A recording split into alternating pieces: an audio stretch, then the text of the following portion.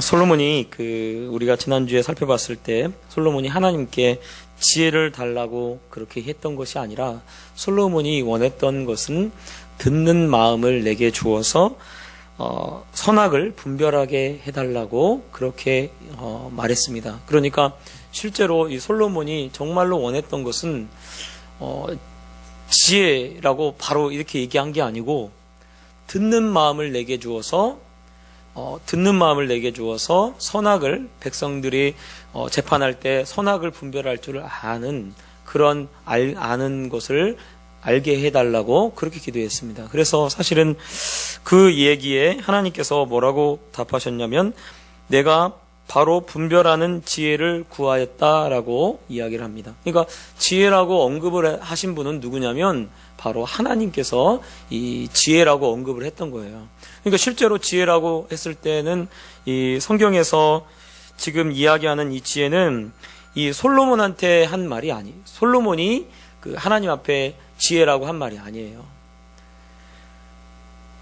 그러니까 정말 솔로몬이 이제 그렇게 하나님 앞에 이 지혜라고 하는 것을 받고 나서 그 다음에 바로 이 재판하는 이야기가 이 16절에서 오늘 28절까지 이렇게 적어 놓고 있는 거죠.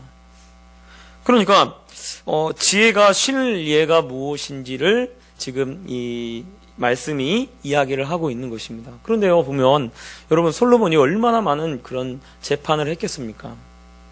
재판을 지금 이 사건 하나만 재판했겠어요? 그런데 성경에서는요, 솔로몬이 재판했던 내용은 딱 한 번밖에 안 나옵니다. 지금 하나님께 재판을 할 수 있는 지혜를 달라라고 그렇게 솔로몬이 구했거든요. 그런데 그 재판을 할 수 있는 지혜를 달라고 했던 그 지혜에 대해서 딱 한 번만 언급되어 있는 거예요. 다른 재판도 아니고 이 솔로몬이 지금 이 아이를 누구의 아이인가 이런 것을 판결하는 이런 재판을 성경이 왜 여기다가 이렇게 적어놓고 있을까요? 이것은 아주 이 솔로몬의 재판의 아주 전형적인 그리고 가장 중요한 이게 하나님의 지혜구나라고 하는 것을 드러낼 수 있는 최고의 사건이었다라고 성경이 그렇게 여기고 있는 것입니다. 즉 하나님께서 다른 재판을 적어놓은 것이 아니라 이 솔로몬의 지금 아이의 어머니가 누구인지를 분별하고 그렇게 하는 재판을 적어놓고 있어요. 그러니까 그만큼 이 재판이 하나님의 지혜가 무엇인지를 정확하게 보여주는 그런 사건이 되어지는 거죠. 그래서 오늘 말씀을 통해서 이 재판을 통해서 도대체 우리에게 하나님이 말씀하고 싶은 것이 무엇인지 같이 살펴보고 또 지혜가 무엇인지를 같이 살펴보는 그런 시간이 되었으면 좋겠습니다. 오늘 말씀을 보면 이 등장하는 인물들이 너무 이상합니다. 왜냐하면 16절에 이렇게 돼요. 그때에 창기 두 여자가 왜냐하면 이 왕 앞에서 왕이 재판을 하는데 오늘 말씀에 왕이 재판을 하는데 왕이 재판하는 사람, 재판을 지금 해주고 있는 사람의 신분이 무엇이냐면 창기입니다. 그러면 이 창기라는 것이 혹시 잘못된 이런 번역인가 해서 제가 또 원문을 좀 찾아봤어요. 그런데 창기가 맞아요. 그러니까 왕이 판결을 하는데 여러분 한번 생각해 보세요. 창기면요 그 당시에 얼마나 참 비천한 그런 존재입니까? 여러분 누가복음 7장에 보면 예수님의 그 뒤에 서 가지고 향유옥합을 깨뜨리고 그리고 눈물을 이 발에 떨어뜨리고 그리고 머리카락으로 이 눈물을 닦아주는 여인에 관한 얘기가 나옵니다. 이것을 성경은 막달라 마리아라고 하기도 하고 어쩌면 또 다른 사람이라고 하고도 하는 그런 학자들도 있어요. 그런데 이 여인이 죄인이라고 하는 것을 처음부터 언급합니다. 한 죄인된 여인이 죄지은 한 여자가 이렇게 되어 있습니다. 이게 누가복음 7장 36절에 한 죄지은 여자가 이렇게 되어 있어요. 그런데 이 여인이 행하는 그 모습을 보고 이 옆에 서 있던 바리새인들이 옆에 있던 그런 유대인들이 예수님을 책망합니다. 왜냐하면 이가 선지자가 아니다. 왜냐하면 이 사람이 만일 선지자라면 자기를 만지는 이 여자가 누구이며 어떠한 자, 곧 죄인인 줄을 알았으리라 라고 하면서 예수님이 선지자가 아니다 라고 그렇게 비난합니다. 왜 비난하냐면 이 여자가 그 마을에 있는 사람들이 다 아는 정도, 알 정도의 그렇게 죄인이었다는 거죠. 그래서 이 여자가 직업이 뭐였냐면 몸을 파는 여자였다는 거예요. 그러니까 이스라엘 사람들은 사실은 몸을 파는 여자와 가까이하고 상종하는 그런 것을 굉장히 꺼려하고요. 그리고 그렇게 하는 그 사람들을 천대하고 멸시하는 그런 경향이 있는 거죠. 그래서 예수님 당시에도, 이거는 예수님 당시 훨씬 전이잖아요. 근데 예수님 당시에도 바로 이 여자는 죄인이라고 해서 상종하지 않는 그런 부류의 인간들이 누구냐면 그런 사람들이 바로 창기란 말이에요. 그러면 이런 재판이 일어나면 왕이 이 사람들을 재판하는 것이 너무 이상합니다. 여러분 이거 말씀을 보면서 아니 어떻게 왕이 재판하지? 그 당시에 그러면 재판관이 재판하는 사람이 왕밖에 없었나? 아니에요. 왕이 일일이 모든 일을 다 재판합니까? 그렇게 하지 않습니다. 마을에 장로들도 있고요. 마을에 그 재판할 수 있는 레위 사람들도 있어요. 제사장들도 있습니다. 그 사람들이 사실은 다 판단할 수 있는 거예요. 그런데 오늘 말씀을 보면 솔로몬이 누구에 대해서 이야기를 듣고 있냐면 이 창기 두 여자, 이름도 없어요. 창기입니다. 직업은 분명히 이야기를 하고 있어요. 그러니까 신분은 정확히 밝혀져 있죠. 별로 주목받지 못하고 사람들이 무시하는 그러한 창기 두 사람이 솔로몬에게 나왔어요. 그 사람을 지금 솔로몬이 재판하고 있습니다. 그러면 또 무엇에 관해서 재판하나? 여기 보면 아이에 관해서 재판을 하는데 이 재판에 보면 재판의 내용을 보면 아이의 부모가 아빠가 나오지 않습니다. 왜 아빠가 나오지 않습니까? 창기였기 때문에 그렇습니다. 아빠가 누군지 몰라요. 아이의 아빠가 누군지를 모르기 때문에 두 사람 다 창기였고 두 사람 다 아이의 아빠가 누군지가 나오지 않습니다. 그리고 아이의 아빠를 데려오란 말도 없고요. 아이의 아빠가 창기였기 때문에 아이의 아빠가 누군지 나오질 않아요. 여러분 보면요, 아이의 아빠가 누군지 모르면요, 그 아이는요 무시당합니다. 그 아이의 존재에 대해서 별로 관심이 없어요. 여기 이 사이도 마찬가지죠. 이 나라, 여기 이 이스라엘 문화하고 우리나라 문화하고 좀 비슷한 게 있는데요. 이스라엘도 수치 문화예요, 수치 문화.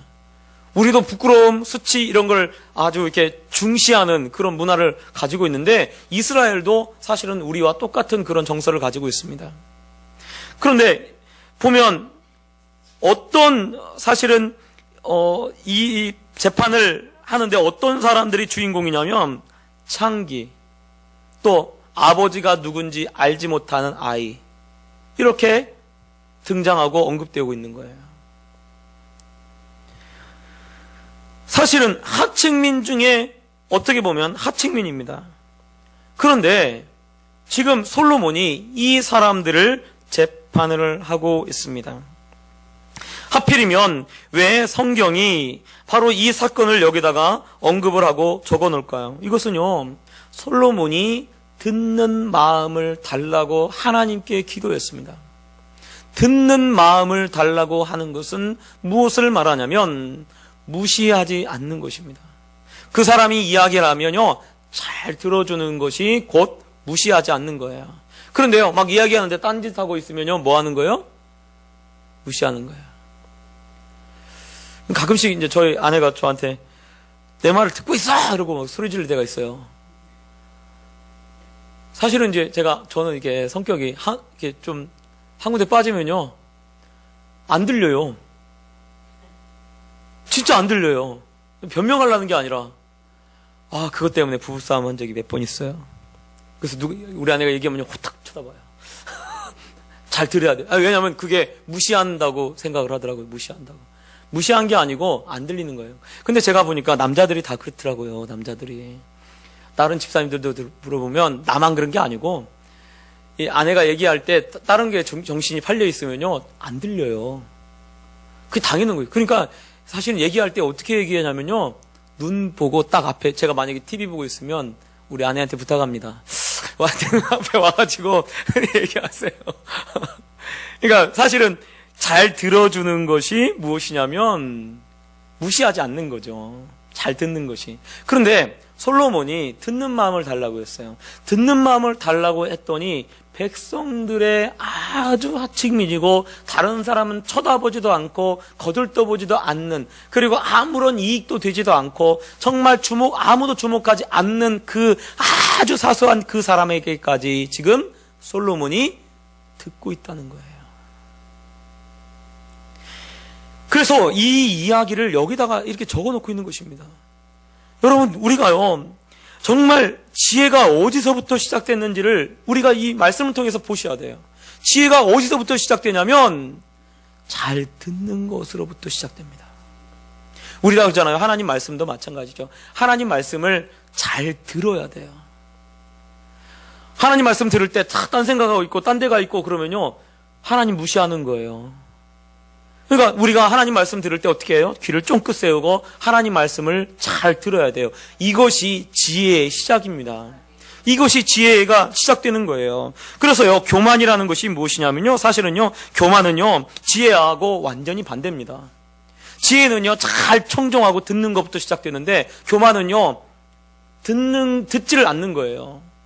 듣지를 않는 것을 교만하다고 하고, 성경에 하나님이 제일 싫어하는 것이 뭐냐? 하나님 말씀 안 듣는 것이 제일 싫어해요. 근데 그게 교만이라고 성경은 말하고 있는 거죠. 그러니까 우리가 왜 교만한가? 왜 교만이라고 했을 때 왜 그 교만이라고 하는 그 단어를 쓰는가? 그것은요, 왜 다른 사람 말을 안 듣냐면 내 생각이 더 옳다고 생각하니까 다른 사람 말을 안 듣는 거예요.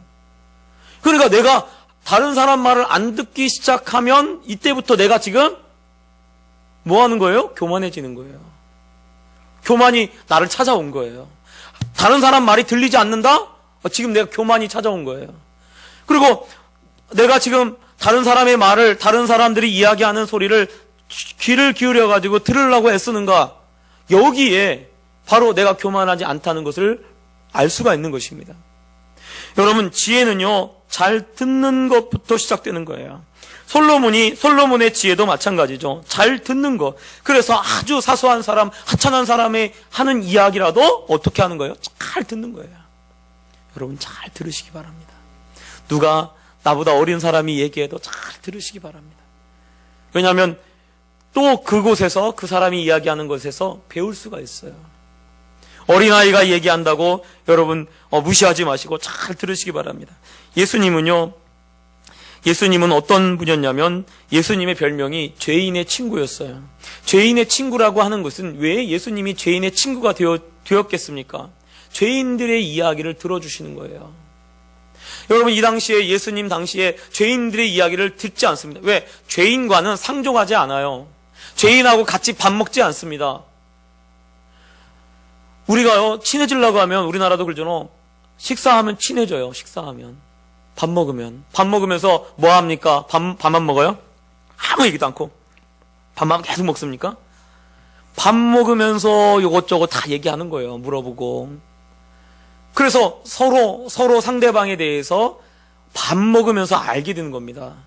이스라엘도 마찬가지예요. 식사를 같이 한다는 것이 어떤 의미를 가지고 있냐면 그 사람에 대해서 잘 듣고 그 사람에 대해서 알게 되는 거예요. 그런데 예수님이 누구랑 밥 먹습니까? 죄인들하고 같이 밥 먹어요.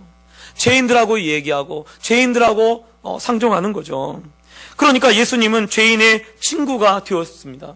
예수님은 죄인의 친구가 되어서 그 사람들의 이야기를 들어줬던 거죠. 여러분, 친구가 무엇이에요? 제가 보니까 우리 학생들이 제일 잘 알아. 친구. 우리 아이들 이렇게 그 설문조사를 했는데 누구 말을 제일 잘 듣는지 아세요? 부모님 말, 선생님 말, 선배님 말 안 들어요. 누구 말 제일 잘 듣냐면요, 친구 말을 제일 잘 듣습니다. 친구가 나를 이해해 준다는 거예요.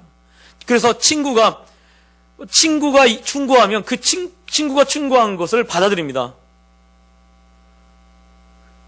우리 아이들이 그래요, 아이들이.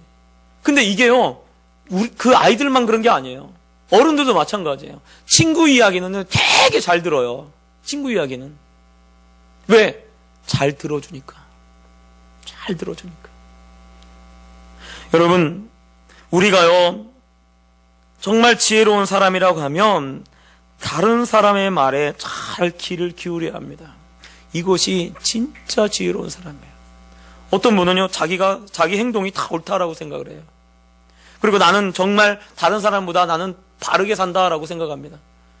그래서 복음을 전한다 보면요, 어떤 사람들이 예수님을 안 믿냐면요, 자기가 좀 의롭게 산다고 하고 올바로 산다고 하고 예를 들어서 사회 봉사도 하고 뭐 이렇게 하는 사람들한테 복음을 전하잖아요. 그러면 잘 듣는 것 같아요. 그런데요, 끝에 가서는 난 아니라고, 나는 정말 바르게 살고 있다라고 그렇게 얘기하면서 안 듣습니다. 복음은 어디서부터 시작되냐면요, 복음을 듣는 것부터 시작돼요. 듣는 그것이 곧 지혜이기 때문에. 그래서 우리가 지혜를 얻으려면 어떻게 하냐면 잘 들으시기 바랍니다. 잘 들어주셔요.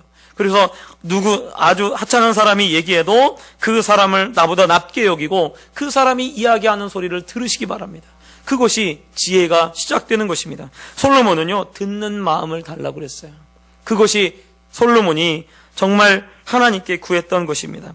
두 번째, 오늘 말씀을 보면 지혜가 어떤 것인지를 보여줍니다. 사실 본문에 보면 이 본문 자체가 누가 진짜 엄마인가를 이미 사실은 알려주고 있어요. 왜냐하면 여기 말씀에 보면 처음 지금 열심히 말하고 있는 여자가 진짜 엄마입니다. 그래서 여기 보면 한 여자가 말하되 내 주여, 나와 이 여자가 한 집에 사는데 내가 그와 함께 있으며 해산하였더니 라고 하면서 쭉 얘기를 하죠. 쭉 얘기를 하는데 이 여자가 사용하는 그런 단어들에요, 어떤 표현들이 많이 있냐면 내 아들, 내 품에, 내 곁에서, 이런 표현을 많이 씁니다.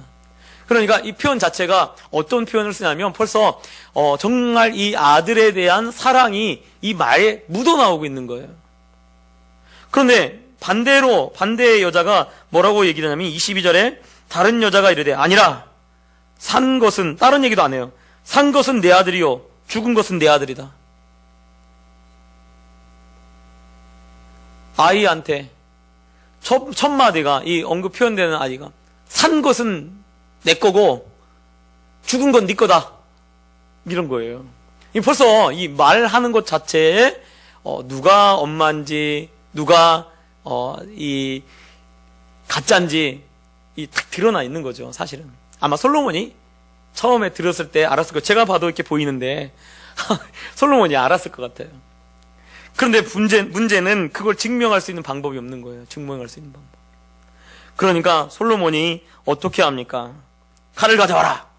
그래서 칼을 딱 가져오니까, 칼을 왕 앞으로 딱 가져오니까 이 신하에게 이 얘기를 하죠. 산 아이를, 여기 성경에 보면 그냥 아이도 아닙니다. 아이도 아니고 산 아이. 그러니까 살아있는 아이를 둘로 나눠라. 이건 지금 사실은 이 솔로몬이 강조하는 거죠. 정말 그 사람들의 감정을 딱 이끌어내기 위해서 살아있는 아이를 반절로 나눠라. 그냥 아이를 나눠라, 이렇게 하면 될 것 같은데 그렇게 한 게 아니고 살아있는 아이를 나눠라, 이렇게 하니까 어떻게 반응합니까? 그 산 아들의 어머니가 되는 여자가 그 아들을 위하여 마음이 불붙는 것 같아서라고 이야기를 합니다. 그러니까 아들을 위하는 마음이 막 불붙어가지고 막 일어나기 시작하는 거예요. 그래서 어떻게 됩니까? 아이를 저 여자에게 주십시오. 죽이지 말고 저 여자에게 주십시오. 그랬더니 다른 여자는 어떻게 해요? 내 것도 말고 저 사람 것도 말게 해달라고 나누십시오라고 얘기를 하는 거죠. 이거는 무엇을 보여주냐면, 여러분, 이 하나님의 지혜, 즉 하나님의 말씀이 무엇을 나타내고 있냐면, 지혜라는 것이 곧 사람의 숨어 있는 것들을 드러내고 있다는 것을 보여줍니다. 그러니까 하나님의 지혜가 무엇이나 그 속에 들어있는 감추어졌던 것들을 드러내는 것이 하나님의 지혜가 되어지는 거예요. 그런데 이 지혜를 누가 주시는 거예요? 하나님이 주시는 거죠. 그래서 말씀을 보면, 사실은 여기 저는 이 말씀을 보면서 마음이 불붙는 것 같아서라고 돼 있어요. 그러니까 여기 지금 현재는 표면적으로 이 사람들의 마음이 어떤지가 다 드러나 있지 않습니까? 가짜인지 진짜인지, 또 사람들의 마음이 드러나지 않았지만 솔로몬이 입술을 통해서 하나님의 지혜를 선포하니까 그 입술을 통해서 드러나는 모든 그런 마음들이 다 드러나는 거죠. 그래서 마음이 불붙는데 제가 볼 때는 이 마음이 불붙는 사람, 이 부류가 세 부류가 있는 거예요. 하나는 뭐냐면 그 이야기를 듣고 있는 신하들, 그 이야기를 듣고 있는 신하들도 아마 깜짝 놀랐을 거예요. 야, 우리 왕 잔인하다. 어떻게 살아있는 아이를 남둘로 나누라고 하지? 아마 이랬을 거예요. 그리고 솔로몬에 대해서 아니 저럴 수 있어? 아니 자기가 왕이면 다 어떻게 사는 아이를 이렇게 죽이라고 하지? 이러면서 막 이렇게 불 붙었을 것 같아요. 마음속으로. 또 여기 보면 이 반대의 여자, 이 가짜 엄마도 불 붙는 것 같죠. 네 것도 말고 내 것도 말자 그래. 그런 마음이 다 드러나는 거예요. 여러분, 지혜라고 하는 것은 그 사람의 속에 있는 것을, 감추인 것을 드러내고 있습니다. 그래서 예수님이 이 땅에 오셔가지고 말씀을 전하죠. 말씀을 전할 때 숨어져 있는, 감추어져 있는 것들이 다 드러나기 시작합니다. 그래서 하나님 말씀이 선포되는 곳에 어떤 일이 일어나냐면, 제대로 하나님 말씀이 선포되면요, 정확하게 그 사람이 잘못하고 있는 것이 다 드러나게 돼 있어요.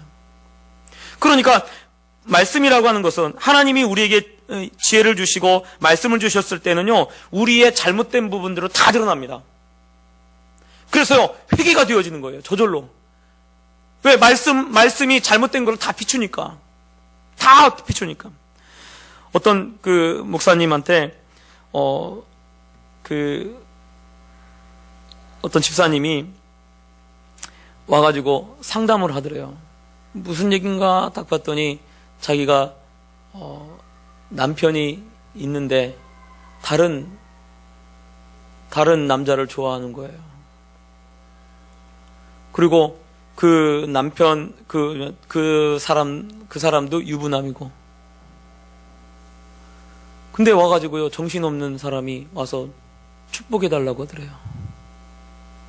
목사님, 앞으로 이렇게 살 건데 잘 이혼하고 그리고 잘 결혼하게 해달라고 그렇게 와서 목사님한테 그렇게 얘기를 하더라는 거예요. 그래서 이건 어떻게 할까 생각하다가 어디 기도원으로 오세요 그래서 했대요. 왜? 교회에서 하면은 아무래도 좀 이상할 것 같으니까 기도원으로 오세요 했더니 남편이 아니죠, 이제 이 불륜 상대를 데리고 목사님한테 축복 기도 받으러 온 거예요. 근데 그 목사님이 처음에 바로 이렇게 얘기했대요. 너희 불륜이야! 라고 소리질렀대요. 그 기도원에서. 그래가지고 완전히 쪼개졌대요. 이렇게 쪼개지도록 했다는 거예요. 우리가요, 자꾸 유혹에 빠지고요, 그러면요, 무엇이 진짜인지 무엇이 옳은지 잘 알지 못합니다. 그래서요, 요즘 시대는요, 더 혼란스러운 것 같아요, 제가 보니까.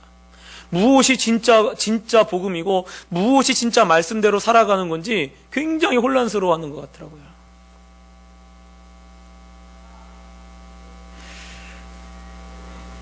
여러분, 진짜 하나님 말씀이 선포되는 곳은 어떤 곳이냐면, 감추인 것들이 다 드러나는 거예요. 그래서 무엇이 옳은지, 무엇이 그른지 하나님의 지혜는요, 그걸 완전히 잘 분별할 수 있도록 만들어줍니다. 내가 제대로 하고 있는지, 내가 잘못하고 있는지, 이것이 정말 구분이 안 된다면 여러분, 우리가 하나님께 지혜를 구해야 될 줄 믿습니다. 우리 아이들 제가 그 선물을 크리스마스 선물을 사려고 사이트에 그래도 좀 싸게 살라고 제일 큰 걸로 주려고 하고 싸게 살라고 인터넷으로 막 찾아봤어요. 찾아서 주문 신청을 했어요. 주문 신청하고 했는데 아무래도 계속 안 와요. 이상하다. 그래서 이제 새벽에 막 기도하는데 갑자기 그 사이트를 들어가 보고 싶은 마음이 딱 드는 거예요. 그래가지고 제가 사이트에 딱 들어갔어요. 들어갔는데 딱 클릭해 보니까 배송 완료 돼 있어요. 근데 여기가 수원이잖아요. 근데 배송 위치는 강북으로 돼 있는 거예요. 제가 신기해가지고 거기 요즘은 택배 추적이 되잖아요. 그 택배 아저씨한테 전화했어요.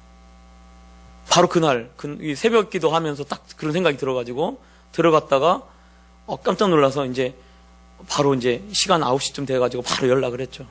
그랬더니 사람 이름이 다른 거예요. 제 이름이 아니라 다른 사람 이름이 돼 있는 거예요. 그래서 그 업체에 전화했어요. 전화를 안 받아. 이 며칠 지나면 이제 돈이 넘어가는 거예요. 안 되겠다. 그 회사에 전화해가지고 이거 사기라고. 안 왔다고. 그랬더니 이게 이제 어떻게다가 거기 업체하고 연락이 됐어요. 그랬더니 곧 갈 거라고 막 그런 거예요. 그런데 업체에서 연락이 왔어요. 아직 발송조차 안 했대요. 그래서 제가 이거 정말 이런 것들이 하나님이 깨닫게 해주시는 거구나, 그 생각이 들었어요. 그래서요, 급하게 우리 아이들 또 선물을 또 다 샀습니다. 만약에 그러지 않고 24일까지 기다리다가 큰일 날 뻔했어요. 애들을 그냥 선물 준다고 약속했는데 목사가 거짓말할 뻔했더라니까요. 근데 그날 정말 새벽 기도하는데 갑자기 탁 떠올라가지고 하나님이 그렇게 딱딱하게 하시더라고요. 여러분, 우리가 왜 지혜를 구해야 합니까? 여러분, 이 세상이 너무나 혼란스러워요. 너무나 혼란스럽고 무엇이 옳은지 무엇이 그른지 잘 알지 못해요. 그러니까 제가 볼 때 교회도 혼란스럽더라고요. 우리 권사님이 아는 분이 서문학교인가? 거기 제가 이제에서 혹시나 해서 쳐다봤어요. 서문학교회를 보니까 그게 이단이더라고요. 이단 정죄를 받았더라고요. 이게 별로 좋지 않더라고요. 왜냐하면 목사님이 자살을 했는데 그 자살한 목사님의 설교를, 그 설교 말씀이 진리라고, 그 자살한 목사님의 설교를 듣고 지금 2년째 예배를 드리고 있다는 거예요. 그래서 제가 그걸 보면서 어떤 생각이 드냐면, 이렇게 사람들이 어리석구나. 여러분, 목사님이 자살한다면 그 목사님의 그 말씀이 무슨 진리가 되었겠습니까? 그 말씀이 어떻게 그 성도님들의 영혼을 살리는 말씀이 되겠습니까? 목사님이 자살했는데. 그런데 그걸 진리라고 생각하고 다른 교회는 구원이 없다라고 생각하고 오직 자기 교회만 구원이 있다고 하는 사람들이 서문학교회 교인들이더라고요.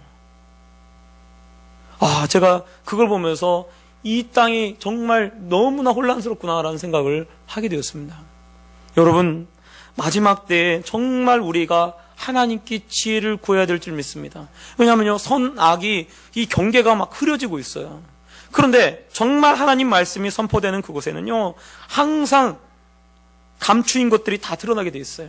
무엇이 옳은지 무엇이 그른지 정확하고 분명하게 정말 드러나게 돼 있습니다. 그것이 진짜 교회고요, 그것이 진짜 말씀이 되어지는 거예요. 그것이 진짜 하나님의 지혜가 되고 있다는 것입니다. 또 오늘 말씀을 보면 솔로몬의 재판을 보고 있는 모든 사람들이 28절에 보면 모두 다 두려워했다라고, 판결을 듣고 왕을 두려워했다라고 이야기를 하고 있습니다. 그러면 왜 왕을 두려워하겠습니까? 바로 솔로몬에게 무엇이 있다라고 얘기를 하냐면 28절에 보면 하나님의 지혜가 그 속에 있어 판결함을 봄이더라라고 되어 있어요. 그러니까 하나님의 지혜가 그 속에 있었다는 거예요. 하나님의 지혜가.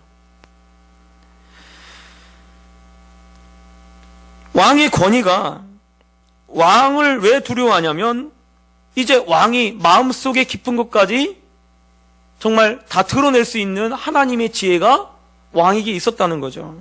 마치 하나님께서 여호수아와 함께하고 있습니다. 그런데 하나님께서 여호수아와 함께하고 있는 것을 무엇으로 드러내냐면요, 요단강이 갈라지는 것, 요단강이 멈춰서는 것을 통해서 하나님이 여호수아와 모세처럼 함께하고 있다라고 하는 것을 드러냅니다. 그래서요, 어느 누구도 여호수아에게 대적하는 사람이 한 사람도 없습니다. 모세는 모세에게 대적하는 사람들이 있었어요. 그런데 여호수아한테는요, 그 여호수아의 생애 동안에 어느 누구도 여호수아에게 대적하는 사람이 없습니다. 왜 그러냐면 처음부터 하나님이 함께하고 있다는 것을 보여줬기 때문에 그래요.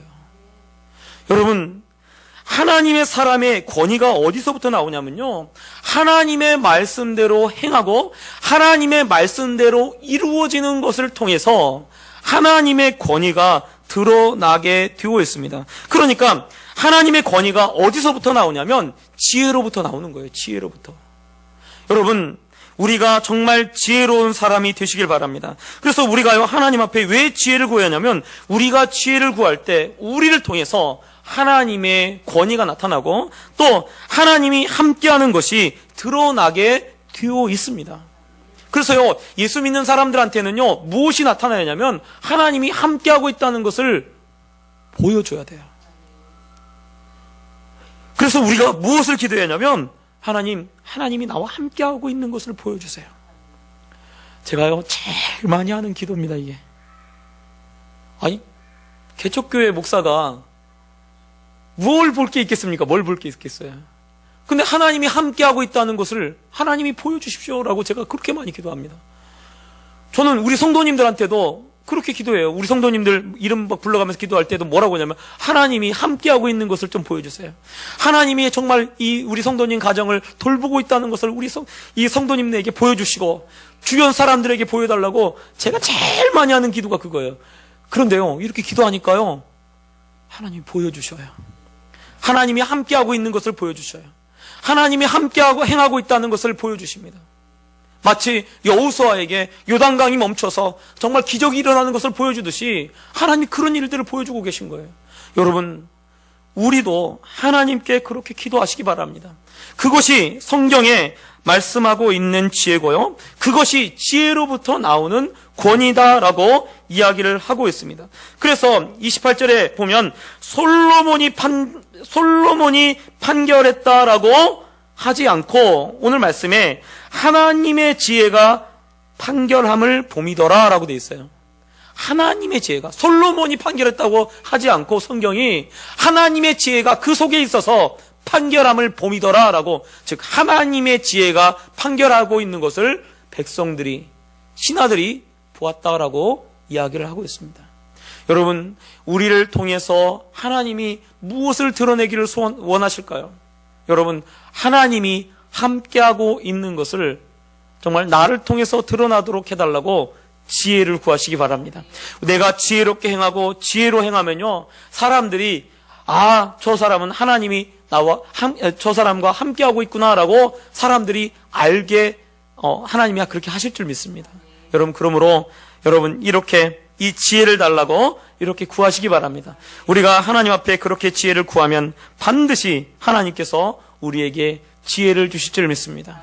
정말 듣는 마음을 달라고 기도하시고 또 정말 지혜를 주셔서 옳고 그름을 잘 분별할 수 있는 지혜를 달라고 기도하시고, 그리고 하나님이 함께하고 있는 지혜를 달라고 그렇게 기도하셔서 그 지혜를 받아 누리는 그런 우리 성도님들 되시기를 예수님 부탁드립니다. 기도하겠습니다.